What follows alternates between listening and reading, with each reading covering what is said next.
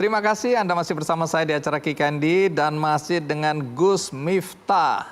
Nah Gus, ini pertanyaan yang penting juga. Banyak orang pasti ingin tahu. Apalagi omongan-omongan Anda tadi begitu vulgar, begitu bebas. Perasaan istri, emang Anda nggak menjaga perasaan istri? Apapun juga kita yakini semua istri tidak ingin suaminya berada di tempat-tempat yang bisa dengan mudah menjerumuskan suaminya. Ya. Mata gelap ini Gus, apalagi Anda pakai kacamata gelap. Bagaimana perasaan istri Anda dengan pilihan Anda berdakwah di tempat-tempat seperti itu? Saya meyakini kesuksesan seorang laki-laki berangkat dari doa istri. Oke. Ya. Itu artinya semakin banyak istri, semakin banyak yang mendoakan. Oh enggak, beda ya, beda. Salah ya, beda. Gus, salah Gus. Iya itu kebablasan Gus. Di Kikandi nggak boleh Nggak gitu, boleh gitu ya? Gus. Ya. Nggak mendidik. Insya Allah gitu, juga Gus. setia Mas. Oke. Di balik laki-laki yang kuat pasti ada istri yang hebat. Alhamdulillah saya menjaga dirinya begini. Gimana? Semua anak klub malam dan lokalisasi tidak ada yang punya nomor HP saya.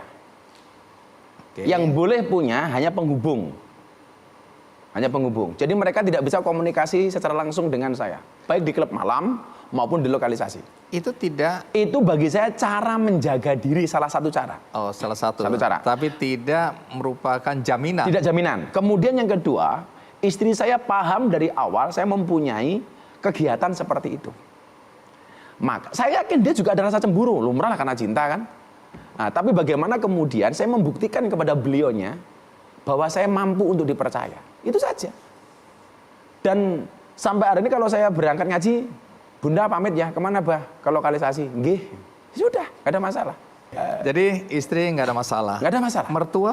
Nggak ada masalah. Orang tua? Nggak ada masalah, sangat full. Justru yang masalah kadang-kadang para kiai atau para ustadz yang tidak sepaham dengan apa yang saya lakukan. Ini yang saya mau tanya. Pasti banyak juga ulama lain yang melihat apa yang Anda lakukan ini salah di mata mereka. Tidak hanya salah, satu ketika saya diinterview oleh sebuah televisi, ada salah satu ustadz, bagaimana pandangan ustadz? Yang dilakukan Miftah itu memalukan, dia bilang. Karena? Menjual ayat-ayat Allah di tempat maksiat. Kalimat-kalimat thayyibah dikumandangkan tempat-tempat maksiat. Saya dikasih waktu sama hostnya, bagaimana respon Gus Miftah? Saya mohon maaf Kiai, kalau yang saya lakukan dianggap memalukan, lebih memalukan mana ketika kita melihat kemaksiatan, diam tanpa memberikan solusi apapun kepada mereka. Diam orangnya. Yang mendukung saya siapa? Habib Lutfi Pekalongan. Beliau mengatakan apa? Yang dilakukan Miftah itu bengkel. Namanya orang bengkel, ya kadang-kadang ada kotornya. Pak Kiai Said, alhamdulillah, Ketua Umum PBNU. Ya sudah, itu caranya Miftah. Seperti itu. Nah, Gus, tadi Anda di awal saya dengar, mungkin saya salah dengar, bahwa pondok pesantren Anda ini gratis. Gratis. Padahal Anda menampung anak-anak yang seperti itu, tingkat kesulitan dan kebutuhan hidup mereka pasti lebih tinggi daripada santri biasa. Sangat tinggi dan sangat susah untuk diatur. Lalu bagaimana secara operasional Anda menjalankan pondok pesantren Anda ini? Saya meyakini idza sodaqal asmu wa duhasubul. Bukan lagi wa duhasabil. Ketika niat kita baik, Allah pasti kasih jalan. Tidak hanya santri Mas Andi, saya setiap sebulan sekali ada pengajian di pondok yang hadir 10.000 orang lebih, semuanya makan tanpa kotak infak. Dan saya punya prinsip, boleh menerima, tidak boleh minta. Kalau ada orang nitip silakan, tapi kalau suruh minta-minta saya nggak mau. Saya meyakini Tuhan menitipkan santri kepada saya dan Tuhan pula yang akan memberikan solusinya. Itu Jadi saja. ini udah berapa lama ini pondok? Sudah 8 tahun. Tidak ada masalah. Dan alhamdulillah santri saya kenyang. Saya biasa seminggu kalau saya punya lagi hati seneng, itu ada kambing ayo dipotong kita makan bareng-bareng, makan kambing sama santri biasa.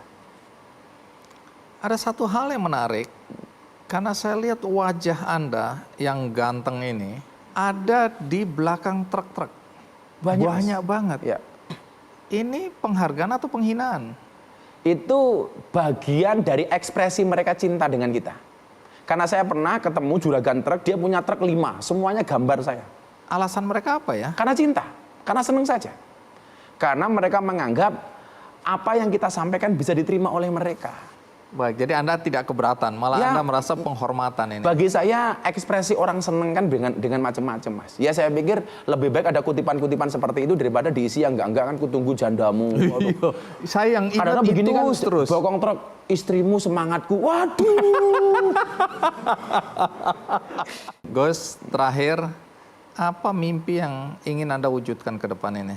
Lah saya pengen banyak orang yang mengikuti jejak saya. Karena tempat kemaksiatan di mana-mana itu ada, Mas. Dunia malam, klub malam, di seluruh Indonesia itu ada. Betapa kemudian saya tidak menangis, saya berangkat ke daerah Balikpapan, itu ada mbak-mbak mantan lokalisasi, keluar dari lokalisasi, kemudian bikin cucian motor.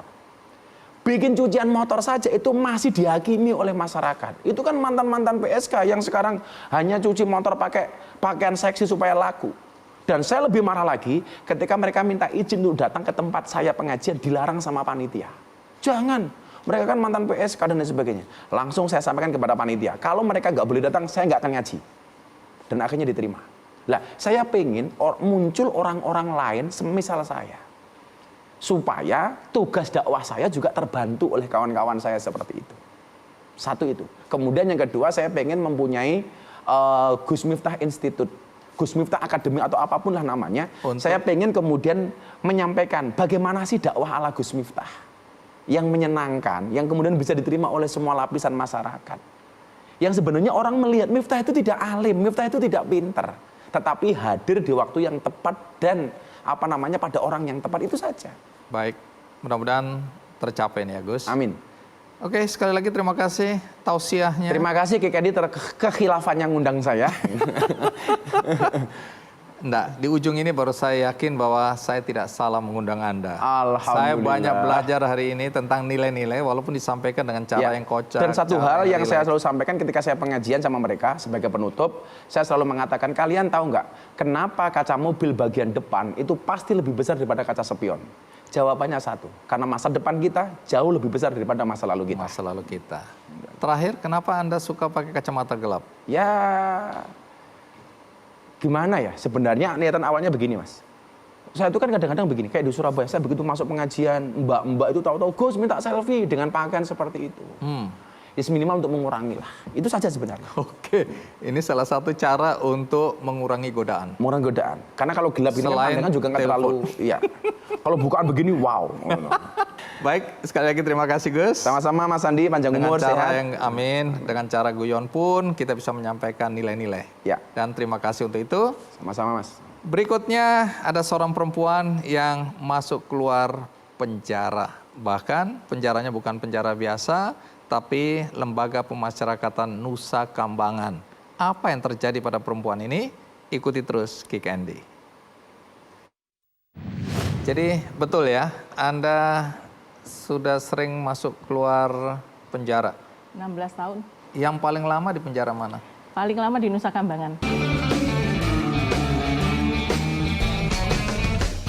Jelajahi cara baru mendapatkan informasi. Download Metro TV Extend sekarang.